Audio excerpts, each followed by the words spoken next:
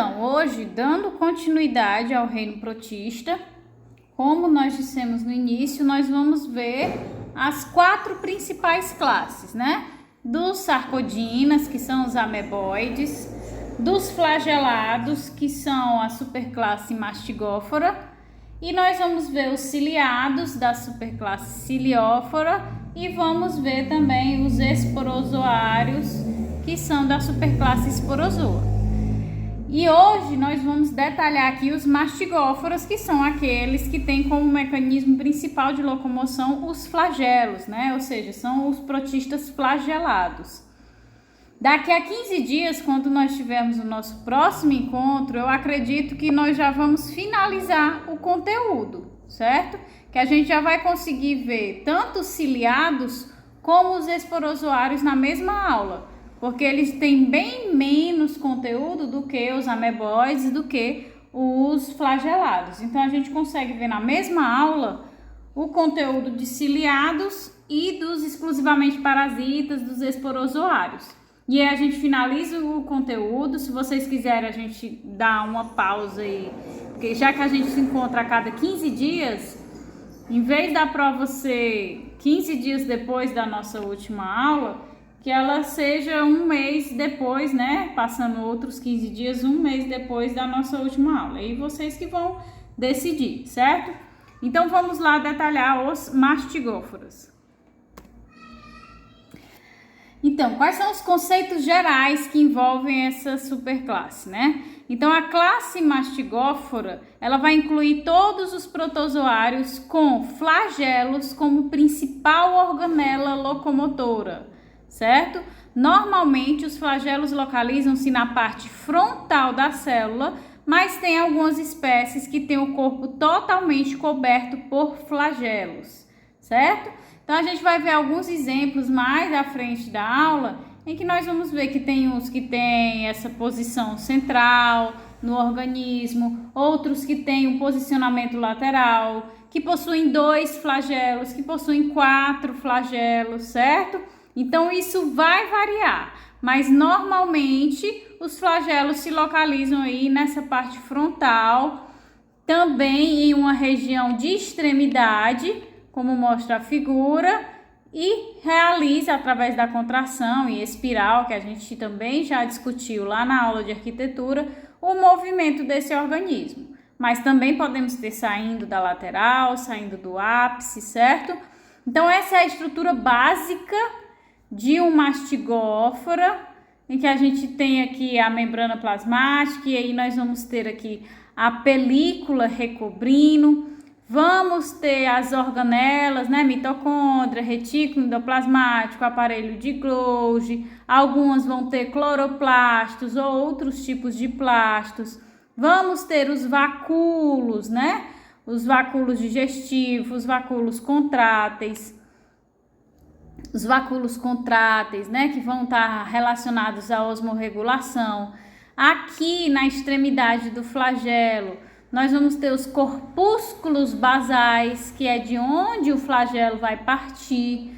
Aqui nós temos o estigma, que é uma característica estrutural muito associada aos organismos da classe mastigófora, porque ele funciona como uma recepção à luminosidade. Então, ele responde à luminosidade e é essa estrutura chamada de estigma ou ocelo, certo? Aí tem um núcleo, né? Um núcleo único de tamanho considerável. Então, essa é a estrutura básica e que vai ficar se repetindo ao longo, né, da descrição de todas essas partes aqui dos flagelados que nós vamos ver ao longo dessa aula, certo? Então, inicialmente, esses organismos têm como principal forma de reprodução a reprodução assexuada, ou seja, aquela em que não há troca de material genético, ou seja, não há variabilidade genética. É como se a gente pudesse dizer uma clonagem, né? O organismo vai ser tal qual, idêntico ao organismo parental. Então, a principal forma é a fissão binária, é a duplicação celular, que é o que vocês já tiveram contato, mas mais uma vez vocês observam que nós temos aqui a célula mãe, ela vai passar pelo processo de duplicação do material genético, vai passar pelo processo de crescimento desse organismo e depois que tiver todos os componentes preparados para que ocorra de fato a bipartição, ela se divide em duas células iguais que são idênticas à célula mãe, certo? Os mastigóforos, eles podem ser divididos ainda dentro da classe mastigófora em duas classes principais. A classe fitomastigófora, que como o próprio prefixo já sugere, está associado à planta, né? Então, e também a classe zoomastigófora, que como o prefixo sugere, está associado ao animal. Então, serão aqueles mastigóforos, aqueles flagelados, que estão mais relacionados ao papel desempenhado pelas plantas, e vamos ter na zoomastigófora aqueles flagelados que têm um papel mais relacionado àquele desempenhado pelos animais. Então, focando nos fitomastigóforos, então alguns flagelados contendo clorofila são combinados na subclasse fitomastigófora, que são flagelados de plantas, também chamados assim. Estes distinguem-se pelos seus pigmentos fotossintéticos, que conferem cores verdes, marrons e douradas para os corpos. As algas flageladas desempenham um importante papel ecológico como produtores primários da água doce e do plâncton marinho. Então aqui, como a gente já havia falado em aulas anteriores, o fitoplâncton, né, que são essas algas verdes microscópicas, são, na verdade, ao contrário do que se acredita, os principais responsáveis pela produção de oxigênio na nossa atmosfera. Então, apesar da gente dizer a Amazônia é o pulmão do mundo, não é a Amazônia o pulmão do mundo, né? Ela tem uma contribuição enorme, todas as florestas, todos esses campos abertos têm uma contribuição muito grande para a produção de oxigênio e manutenção, obviamente, assim, da vida, mas o principal responsável pela produção de oxigênio é o fitoplâncton, né, o plâncton marinho, que vai ser aqueles principais produtores de oxigênio aí para todas as outras cadeias alimentares que dependem do oxigênio.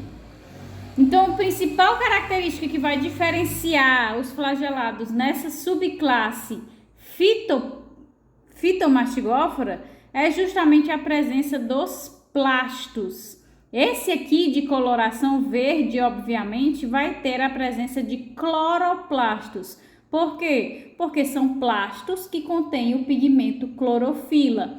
Mas como vocês viram aqui, nós temos aqueles que têm cores marrons, que têm cores douradas, e aí vão ter essa variação de cloroplastos e vão variar na composição dos seus pigmentos, certo? Mais uma vez aqui na estrutura dos fitomastigóforos, nós vamos ter o núcleo, né, delimitado por uma membrana. Vamos ter a presença dos cloroplastos ou plastos com outros tipos de componentes. Vamos ter a membrana plasmática e acima dela, para dar suporte, sustentação e proteção, a película, que é aquela estrutura que nós vimos na aula de arquitetura. Vamos ter essas estruturas chamadas de grãos de paramilum, que é como se fossem grãos de amido. Não é o amido, certo? Essa composição é o paramilo, o nome da substância, mas é como se desempenhasse a mesma função que o amido desempenha nas plantas, ou seja, uma reserva energética, uma reserva de carboidratos para que esse organismo possa utilizar como fonte de energia. Então, esses grânulos que nas plantas são de amido, aqui nos fitomastigóforos são grânulos dessa substância chamada de paramilum, que também é uma fonte energética. Nós vamos ter aqui os corpúsculos basais, que vão dar origem ao flagelo, de onde irá partir o flagelo, e vamos ter o estigma, que vai ser essa estrutura que é responsiva à luz solar, que nós vamos já discutir a importância dela, principalmente para os organismos dessa classe que são chamados de euglenoides, que eles vão realizar um tipo de movimento que está associado diretamente a uma resposta à luz. E quem é que vai dar essa resposta à luz? Essa estrutura chamada de estigma. Então, os dinoflagelados são exemplos clássicos dessa subclasse de fitomastigóforas que ocasionalmente florescem como marés vermelhas e causam extensa mortalidade de peixes e podem até envenenar humanos que comem os mariscos que ingerem o protozoário. Então aqui a gente já vê o primeiro exemplo de algas, né, que pertencem à classe mastigófora, que não vão ter como pigmento principal a clorofila, certo? Vai ter o pigmento avermelhado como pigmento principal nos seus plastos. E aí esses protozoários, quando eles se proliferam, né, quando ocorrem condições favoráveis para a sua proliferação, são eles que vão dar origem aí à maré vermelha, que pode gerar um bloqueio do acesso aos peixes à luz solar, um bloqueio do acesso pelos peixes do oxigênio. Então eles podem acabar trazendo mortalidade dos peixes onde ocorre essa maré vermelha, e muitos deles também produzem toxinas. E essas toxinas, quando são ingeridas por peixes contaminados, ou seja, que se alimentaram dessas algas, né? Ou até mesmo outras partes do local onde eles estão, que eles contaminem o outro alimento que eles possam contaminar, pode causar, sim, danos aos seres humanos devido às toxinas que eles produzem, certo? Então, nessa imagem, vocês já podem visualizar que existem pigmentos diferentes que vão compor os plastos característicos desses fitomastigóforos. Então, tem pigmento predominante azul, pigmento predominante roxo, pigmento predominante vermelho, certo? E aí a gente tem um exemplo aqui da maré vermelha, que é um desses fitomastigóforos que estão aí associados ao pigmento vermelho, à formação da maré vermelha. E a segunda classe, o segundo principal grupo em que se divide os mastigóforos, como eu disse inicialmente, são os zoomastigóforos, que agora, nesse sentido, eles vão ter uma associação com os animais, né? Com as funções desempenhadas, exercidas pelos animais. Por isso, eles são encaixados nesse grupo zoomastigóforos. Os demais flagelados que não possuem clorofila e são estruturalmente distintos são colocados na subclasse zoomastigófora. Esse grupo é mais artificial, pois há agrupamento de diversas formas, desde flagelados simples, onipresentes em águas e solos poluídos, até flagelados altamente complexos, multiflagelados, que evoluíram para simbiontes de cupins e insetos, fornecendo as enzimas necessárias para os insetos digerirem a celulose. Então, vocês veem aqui nessa imagem, ó, que a gente tem essa estrutura bem diferente, né?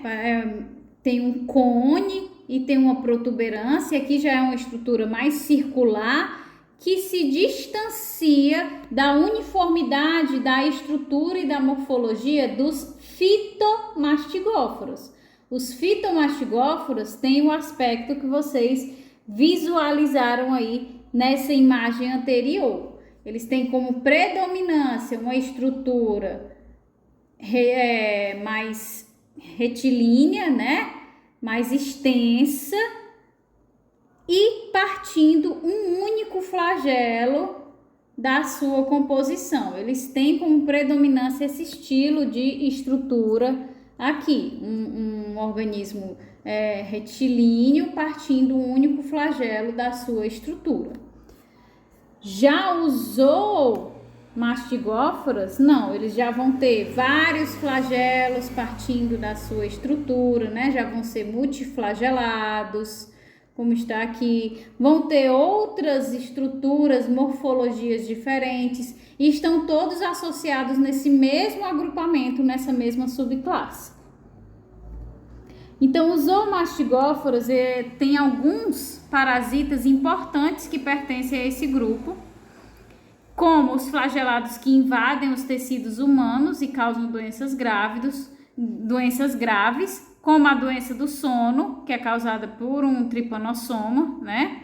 E a leishmaniose, também, que é causada pelo leishmania. Esses dois organismos que são bastante conhecidos, né? Que causam a tripanossomíase e a leishmaniose, eles são protistas da classe mastigófora, especificamente da subclasse zoomastigófora. Então, eles têm essa característica de serem parasitas de ocorrência preocupante, né? Porque causam danos, de fato, à saúde humana. Então, aqui vocês veem a imagem de alguns deles, em que nessa estrutura aqui, como vocês podem visualizar, eles se assemelham bastante à estrutura e morfologia predominante dos fitomastigóforos, né? Então, o que vai diferenciar eles dos fitomastigóforos é a não presença de cloroplastos pigmentados, certo? Então, como vocês podem ver, os zoomastigóforos têm morfologias bem diferentes em sua composição. Então, um dos principais representantes da classe mastigófora pertencem à subclasse Euglena, certo? Se perguntassem a vocês qual é o principal representante dos flagelados, ou seja, dos mastigóforas, são os organismos euglenoides, os euglenas, certo? Então, a estrutura geral de uma euglena típica consiste em uma cobertura por uma fina película, que é o que dá o suporte, a sustentação e a proteção, né? Similar à parede celular das bactérias, das células vegetais, e muitas vezes marcada externamente em um padrão espiral. Já vai vir a figura e vocês vão ver esse padrão espiral, em que normalmente a película se deposita sobre a membrana plasmática do organismo nas euglenas. Então, a película ela é rígida o suficiente para preservar os contornos do organismo enquanto ele está nadando pela água, mas ela também é flexível o suficiente para permitir as mudanças de forma do organismo no chamado movimento euglenoide. Daqui a pouco nós vamos detalhar o que significa o movimento euglenoide, mas é uma das perguntas também muito importantes acerca do reino protista que vocês precisam aprender. Então, vocês aprenderam nas aulas anteriores sobre o movimento ameboide, né? Que era aquele processo cíclico de endoplasma, ectoplasma, ectoplasma, endoplasma, naquele processo para a formação dos pseudópodes e assim a locomoção pelos organismos ameboides. Hoje vocês vão ver outro tipo de movimento, locomoção, também muito importante quando se refere ao reino protista, que é o movimento euglenoide, certo? Então tenham atenção também a como ocorre esse movimento euglenoide. Então observem aqui na figura, né, que é aquela mesma figurinha inicial que nós vimos. Nós temos na estrutura do euglena, esse organismo aqui é um exemplo clássico de euglena, o núcleo envolto pela membrana, temos as organelas, né, o retículo endoplasmático, temos o nucleolo, temos os grânulos de paramilo, que é como se fosse o amido, a reserva energética, temos mitocôndrias, temos cloroplastos, temos aqui vacúolo contrátil, né, para adaptar na osmorregulação. Vamos ter o estigma ou ocelo, essa estrutura que está aí mostrada como ocelo, ela também é chamada de estigma e vai ser responsiva à luz solar. Temos o flagelo, ok, mas o principal do que nós discutimos, né, que eu quero que vocês observem, é justamente a estrutura superficial do organismo. Ó, aqui nessa linha, nós temos a membrana plasmática desse euglena. E superior a essa linha, nós temos uma linha mais grossa, que é justamente a película. essa estrutura que vai dar suporte, sustentação e proteção ao organismo. E como vocês veem, ela está em ondas. Por quê? Porque no momento em que ela vai se depositando sobre o organismo euglenoide, ela vai se depositando em espiral. Por isso que tem esse aspecto como se fossem ondinhas na superfície desse organismo, certo? Então, a extremidade anterior do euglena apresenta uma entrada em forma de boca, a partir da qual uma cavidade em forma de frasco se estende a uma curta distância dentro da célula. Um único flagelo se projeta desta cavidade a partir de 2 ramos, cada um dos quais se origina em um grânulo ou uma estrutura chamada de blefaroplasto. De cada blefaroplasto, uma fibra se estende até a membrana nuclear e o flagelo único consiste em um filamento axial central formado pela união desses 2 ramos de 2 fibras que partiram cada uma de um blefaroplasto. E também contém uma bainha envolvente enrolada em espiral. Então, como é que é a estrutura dessa cavidade, a estrutura do flagelo, a estrutura dos blefaroplastos na formação do euglena? Então, observem aqui mais uma vez na mesma imagem. Como vocês podem ver, que eu não consigo selecionar para vocês, que eu não vejo esse lado, nós temos aí marcado o flagelo, né? Se vocês forem descendo até a base do organismo, vocês vão ver que há uma abertura. Essa abertura, como vocês veem, tem como se fosse uma morfologia, uma forma de boca. E aí, passando-se essa boca, vocês têm uma cavidade que tem como se fosse a forma de um frasco mesmo, né? De uma garrafinha com fundo redondo. Dentro dessa cavidade, desse frasco, vocês veem aí 2 estruturas que parecem um grampo. Cada um desses é um corpúsculo basal ou blefaroplasto. Então, desse grampo de cima, né, desse primeiro blefaroplasto, sai um ramo que irá formar o flagelo, e do segundo grampo também sai um ramo que irá formar o flagelo.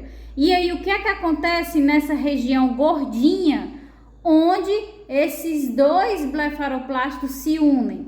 Justamente os 2 ramos que irão formar o flagelo se fundem em espiral para formar a estrutura do flagelo, né?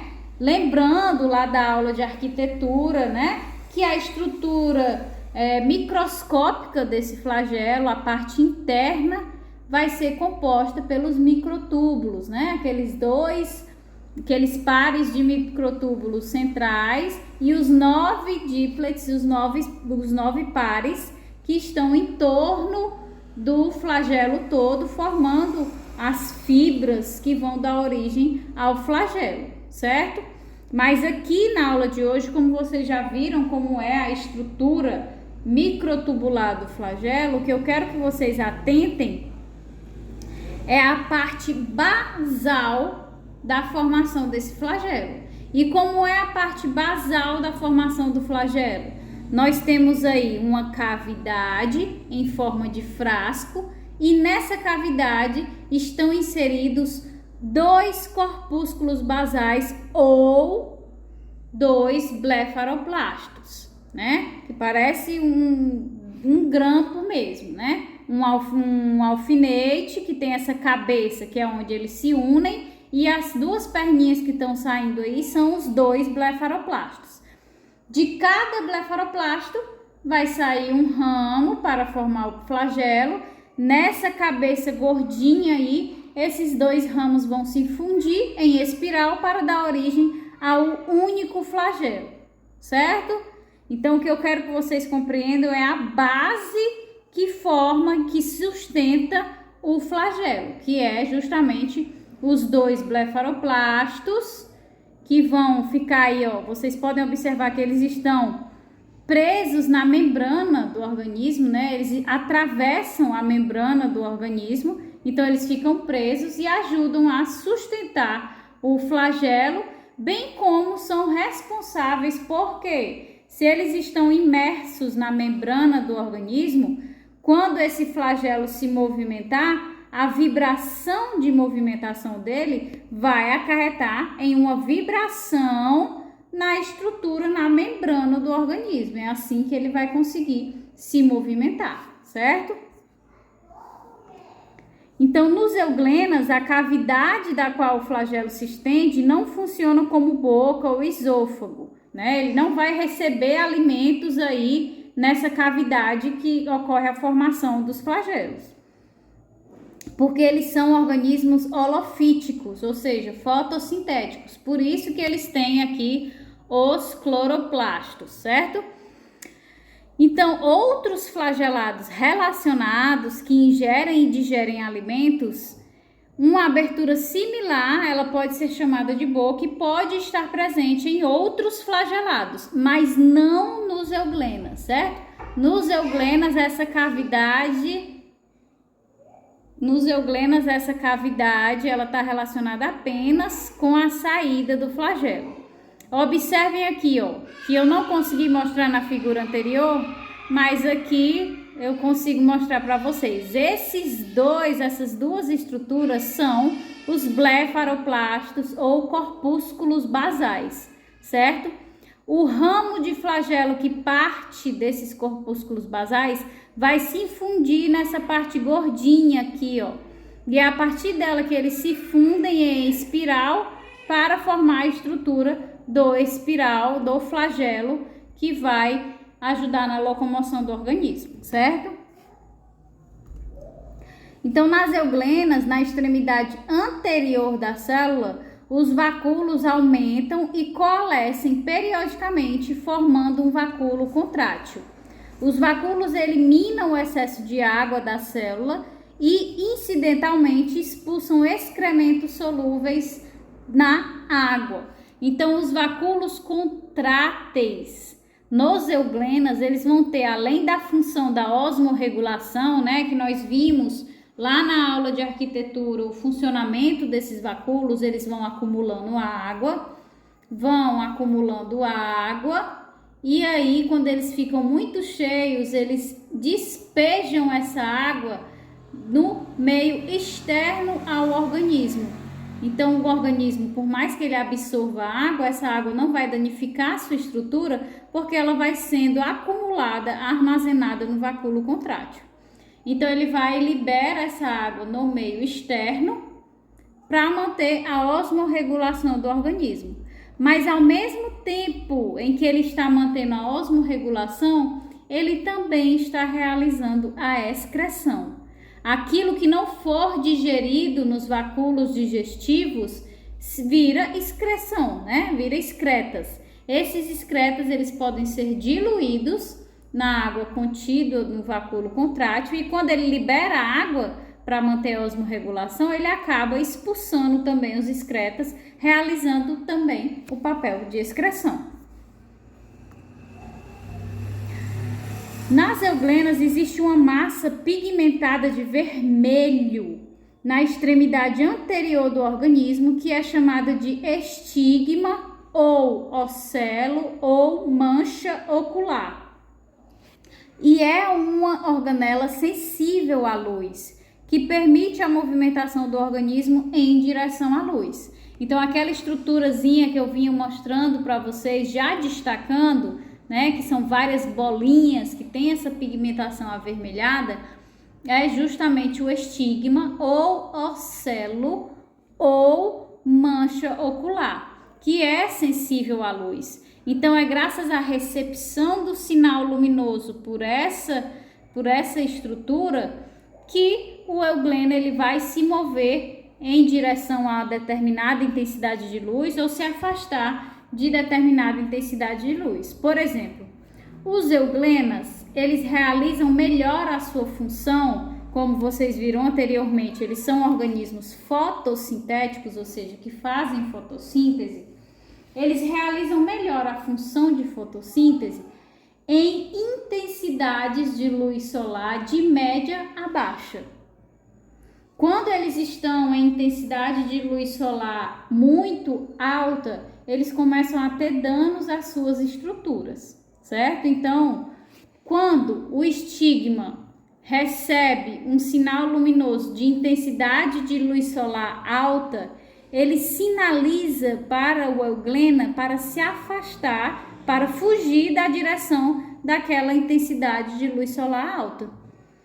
Já quando ele recebe o sinal, né, uma vez que é uma estrutura sensível à luz, quando ele recebe o sinal de uma intensidade de luz solar de média a baixa, ele sinaliza para o organismo se dirigir ao local onde tem aquela intensidade de luz solar média a baixa, certo? Então, ele está relacionado a essa estrutura sensível à luz, esse estigma, a sinalizar o organismo em direção ou para se aproximar ou para se afastar de determinado local, certo?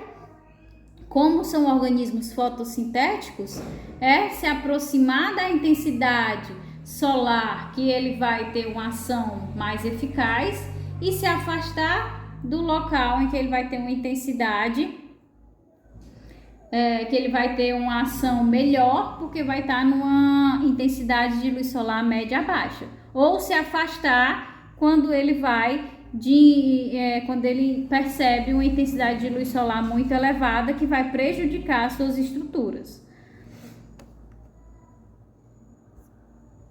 Então, o núcleo da estrutura dos euglenas, ele fica próximo ao centro da célula, cercado por cromatóforos verdes, que são os cloroplastos, assim também chamados, certo?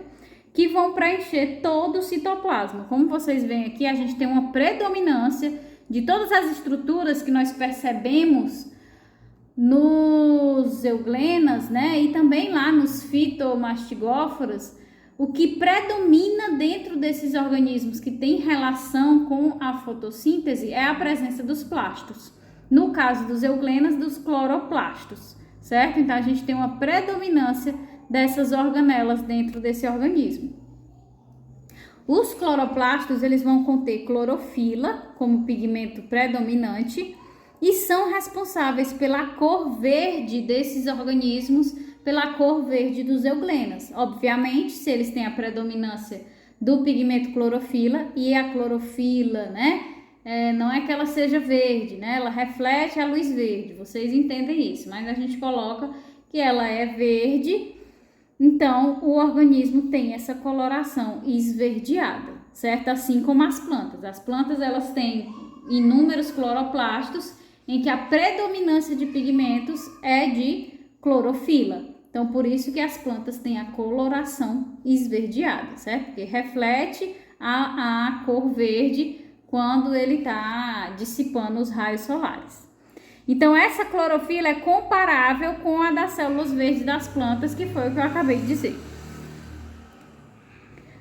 No citoplasma dos euglenas existem ainda corpos de inclusão aparentes compostos por parmilum ou paramilum.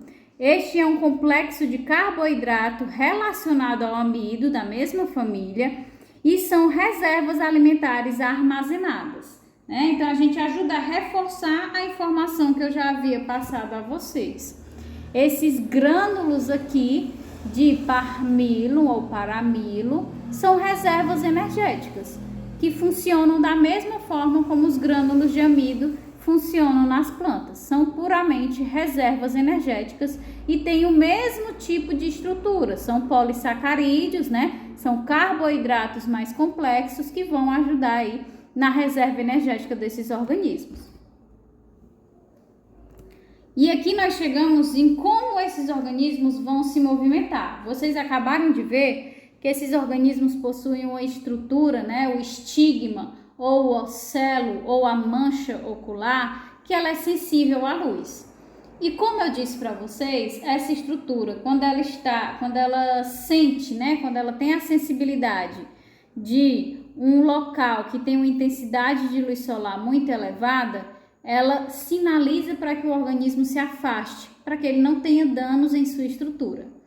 Já quando essa estrutura ela sente, né, que a intensidade da luz solar de determinado local é de média a baixa, ela sinaliza para o organismo se dirigir a esse local que tem essa intensidade de média a baixa, porque aí o organismo vai conseguir desempenhar de forma ótima o seu papel de fotossíntese, certo?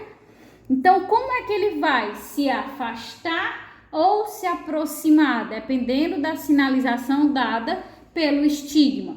Então, é isso que nós vamos discutir agora através do movimento euglenoide.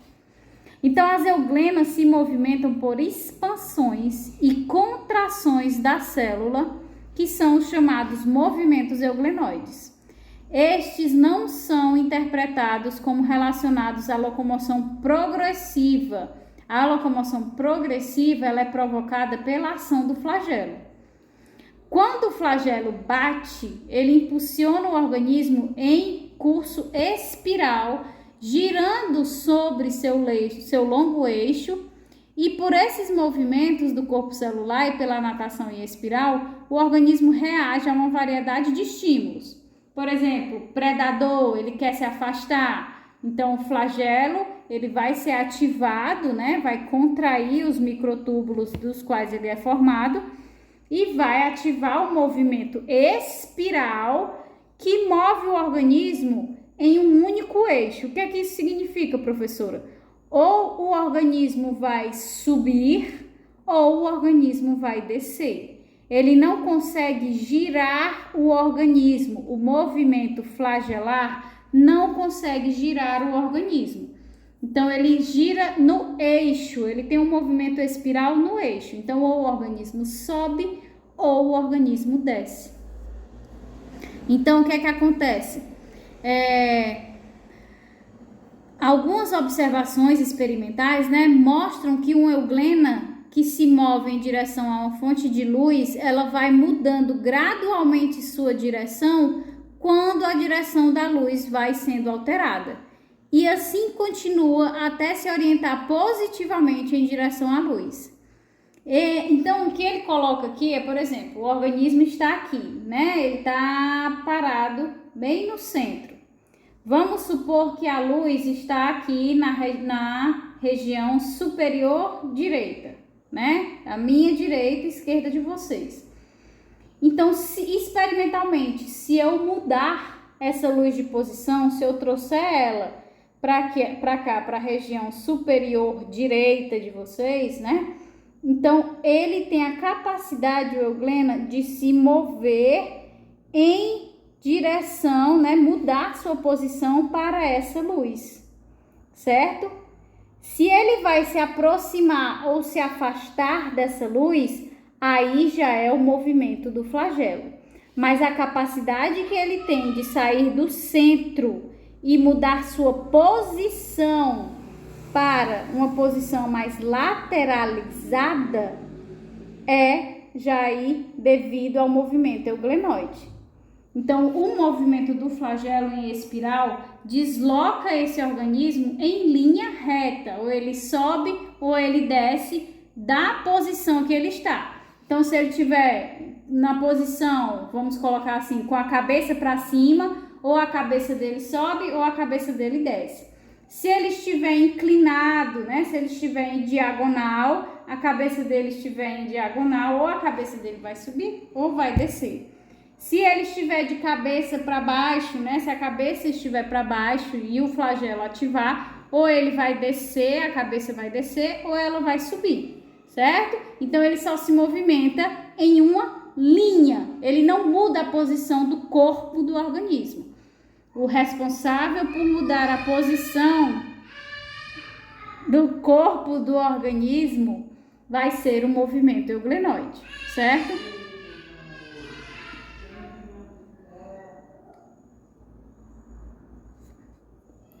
Então, vocês vão visualizar aqui nessa imagem, certo? Então, quando a gente tem, né, o movimento do flagelo, o organismo ele vai se movimentar em uma linha para subir ou para descer, certo? Então aqui, ó, esse flagelo, ele vai se movimentar em espiral e ou ele vai, dependendo, né, do estímulo, do sinal que foi dado ao organismo, ele vai realizar o movimento para a esquerda ou para a direita, depende do que foi sinalizado. Por exemplo, se aqui tiver uma fonte de alimento, né, na pontinha direita, se aqui do lado direito tiver uma fonte de alimento e ele quiser se aproximar, o flagelo vai se movimentar para que ele se aproxime. Já se aqui na ponta direita for um predador, o flagelo vai se movimentar para que ele se afaste. Então, quando o flagelo contrai, a única locomoção que ele é capaz de realizar é de se afastar ou de se aproximar em linha reta, certo? Quando nós temos aí a ativação do movimento euglenoide, nós vamos ter uma, como se fosse chamado, uma força lateral atuando, que consegue mudar a morfologia do organismo para que ele vá mudando de forma. Então, por exemplo, o organismo ele está aqui em pé, né? E ele quer se direcionar a uma luz que está aqui do lado direito. Então, ele vai, após a recepção do sinal do estígma e tal, então ele vai mudando sua forma para que ele vá se inclinando para esse lado direito. Quando ele estiver em posição, é que ele vai ativar o flagelo para se aproximar ou para se afastar, certo? Então, a mudança de posição que o movimento euglenoide permite é justamente fazendo esse movimento da morfologia do organismo. Então, aqui ele desloca uma quantidade de citoplasma maior para a região superior, depois ele vai deslocando essa quantidade de citoplasma para a região lateral. Para quê? Para ir empurrando o organismo para a direita. Depois que vem para cima, para a lateral, ele empurra essa quantidade maior de citoplasma para baixo, para a direita. Depois para o centro. Para quê? Para que o organismo se estabeleça nessa nova posição do lado direito, certo?